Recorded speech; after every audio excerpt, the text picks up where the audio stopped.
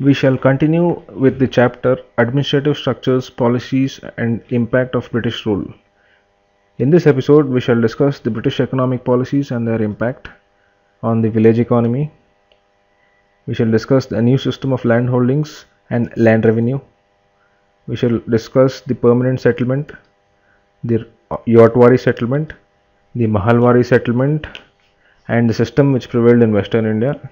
And we shall also have a brief summary of the land policy followed by the British. We shall start with the British economic policies and their impact on the village economy.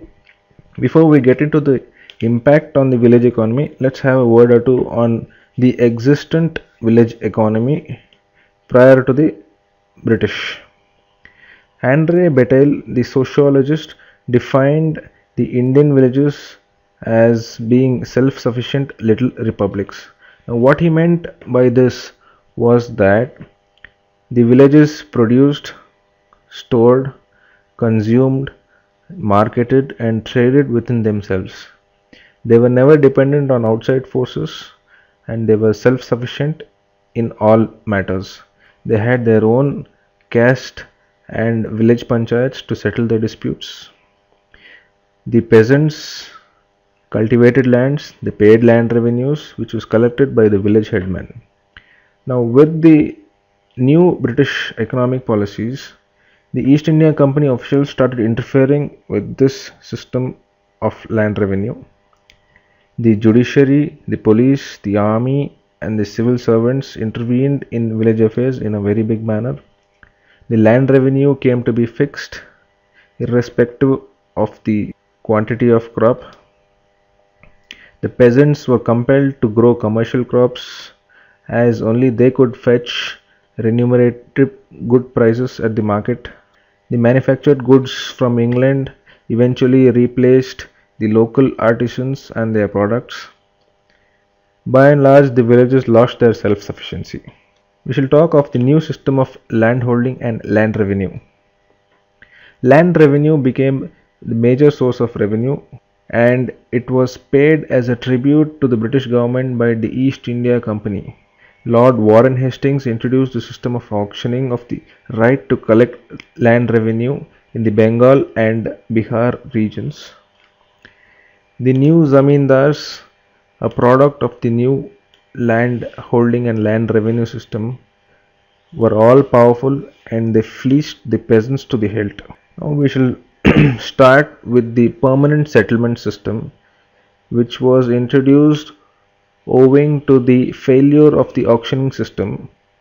Under this system, the land revenue was fixed permanently. It was introduced by Lord Cornwallis in the Bengal, Orissa and Bihar regions. Under this system, the zamindars were all powerful. They paid fixed land revenue, paying which they became the landowners.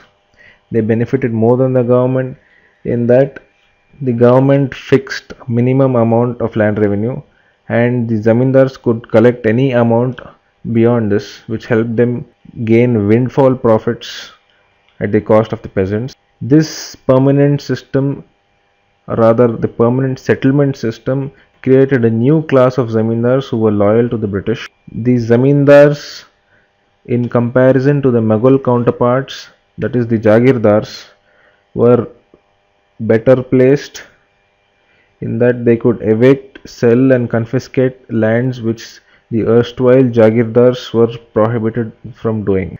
With this new set of powers and privileges which the zamindars were bestowed owing to the permanent settlement system, it created a large section of landless labourers who were evicted and their lands were confiscated for non-payment of revenue.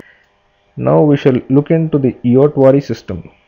It was practiced in the Madras and Bombay presidencies. It was a sort of an agreement between the government and the peasants. The revenue was fixed for a maximum period of 30 years and was revised thereon. It was based on the soil quality and the nature of crop.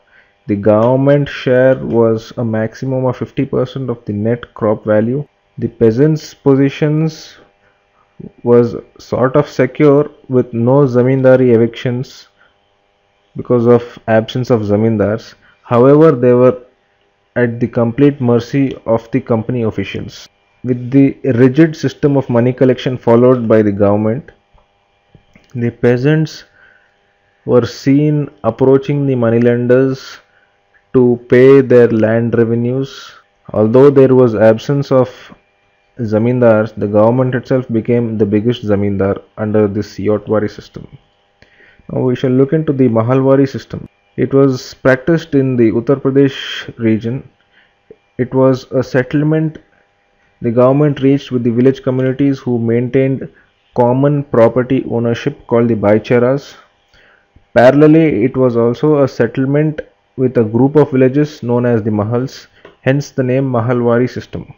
The western part of India, which was governed by the Marathas during this phase, the British decided to follow the same existent Maratha system with slight modifications.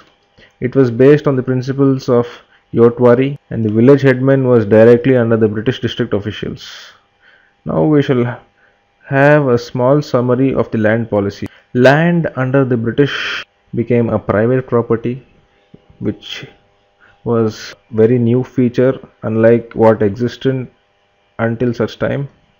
It was saleable, it could be mortgaged, which led to inequitable ownership, in turn leading to increased poverty. Agriculture was linked with the market system, which in turn led to increased poverty. With the sort of land policies followed by the British, they encouraged poppy cultivation in the Deccan region purely to gain windfall profits at the lucrative Chinese markets which were existent during such phase. With this, we end this episode. Thank you.